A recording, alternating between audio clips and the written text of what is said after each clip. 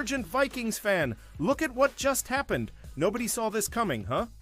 But first, make sure to subscribe to the channel because we bring you daily videos with the latest your team news, and don't forget to turn on notifications so you don't miss anything. Vikings aren't forever out on Steelers. QB target, the Pittsburgh Steelers seem like the only team seriously in on quarterback Aaron Rodgers, but that doesn't mean they should take that status for granted.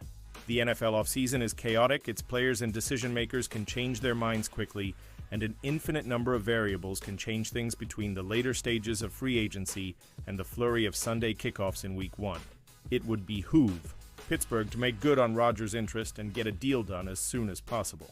He may have just a single suitor for now, but another team joining or rejoining the race could give the quarterback leverage and make the team's decision under center rather dicey.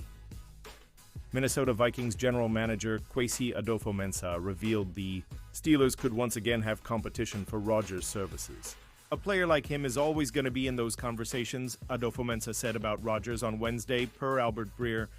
But from our delineations at that time, we're happy with where we are going forward. Obviously, the caliber of player he is, it had to be part of our conversations.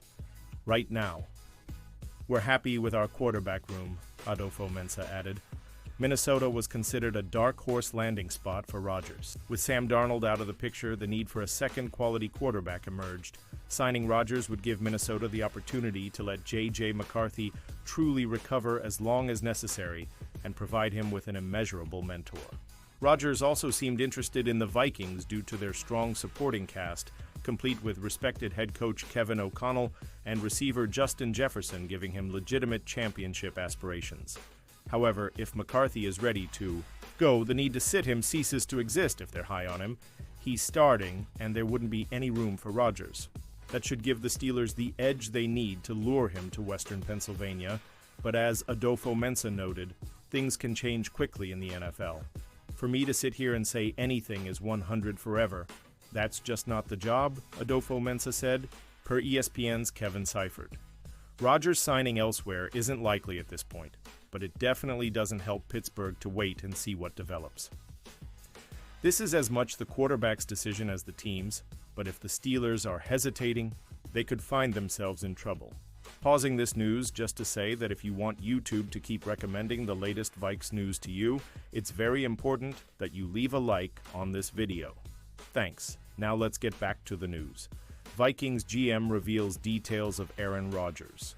Negotiations, according to multiple NFL insiders, free agent quarterback Aaron Rodgers wanted the Minnesota Vikings, but they didn't want him. Though the Vikings haven't expressly told J.J. McCarthy he's their 2025 starter, it's clear the team is content turning the offense over to him after it left Sam Darnold walk in free agency and no veteran has been brought in to compete with McCarthy in camp. Right now, given all of our scenario planning, we're happy with our room, and obviously we're going to talk a lot about J.J. McCarthy, General Manager Kwesi Adofo-Mensah recently stated. But Brett Rypien, who's someone we brought in last offseason, and we thought made a lot of great decisions, quick decision-making, processing, and better athlete than people give him credit for, accurate passer, so we're excited about him, and we're always going to keep looking to see if we can upgrade that position, just like every other position. Many believe that Rodgers will ultimately sign with the Pittsburgh Steelers. He visited the team's facility and spoke extensively with General Manager Omar Khan, head coach Mike Tomlin, and offensive coordinator Arthur Smith last week, but some seem convinced he's dragging his feet in signing because he's hoping Minnesota has a change of heart. And while the Vikings don't appear interested in Rodgers, they at least explored the possibility of bringing him in, as confirmed by Adofo-Mensah, who recently revealed how far negotiations went with the four-time MVP. I think we got to a place where we just said everybody was transparent, but right now we feel good about where we're going. And that's really how it ended, Adofo-Mensah said. It's ultimately up to him. It's hard to talk about a player who's not under contract for our team and who isn't a member of this team. It's ultimately up to him what he decides to do with his future, but that's kind of where we left it. I know head coach Kevin O'Connell and him have a great relationship still. They'll still have a relationship and keep talking, but right now I'm focused on the two players that are in our room right now and my personnel process going forward. With The New York Giants signing both Russell Wilson and Jameis Winston in the last week. They're likely out of the Rodgers sweepstakes, leaving the Steelers as seemingly his only feasible option. However, FS1's Colin Cowherd believes Rodgers could be slow playing his decision because he's also waiting to see how contract negotiations play out between the San Francisco 49ers and Brock Purdy. Cowherd suggested if the 49ers don't want to pay Purdy the $55 million per year salary many expect him to command, they could trade him for a package of draft picks and sign Rodgers to a short-term deal. Vikings 20-25 free agent offseason haul ranked among NFL's best. The Vikings have had quite the offseason, building a loaded roster on both sides of the ball. The Minnesota Vikings have had quite the offseason. How productive have they been? Ben Solak at ESPN Subscription Needed ranked the Vikings offseason process as the third best in the NFL, trailing only the Buffalo Bills and the Los Angeles Rams. As a reminder, here's a summary of the Vikings' moves: retained extended S. Theo Jackson, R.B. Aaron Jones, C.B. Byron Murphy Jr., S. Harrison Smith, P. Ryan Wright signed, D.T. Jonathan Allen, D.T. Javon Hargrave, C. Ryan Kelly, G. Will Freeze, C.B. Isaiah Rodgers, C.B. Tavieri Thomas, T. Justin School, C.B. Jeff Okudah, L.B. Eric Wilson, W.R. Rondale Moore, W.R. Tim Jones traded for R.B. Jordan, Mason traded away, G. Ed Ingram departed, Q.B. Sam Darnold, S. Cameron Bynum, Q.B. Nick Mullins, T.E. Johnny Munt, O.L.B. Pat Jones II, Q.B. Daniel Jones, C. Garrett Bradbury, W.R. Trent Sherfield, D.T. Jerry Tillery. T. Cam Robinson Solak mainly loved the Vikings' investment into their offensive line with Fries and Kelly. Fries was one of my top free agent gems. He's one of the best players nobody knows about, and he should make a big push for a Pro Bowl spot. At guard, if he fully recovers from his tibia injury, the need at guard was obvious, the need at center was far more subtle. I thought the Vikings would happily play out another year with Garrett Bradbury at the pivot, surrendering his pass protection. Issues for his running game value. Instead, they did what true contenders do and tried to upgrade not just at the needy positions, but also the average ones. I'm not sure it will work.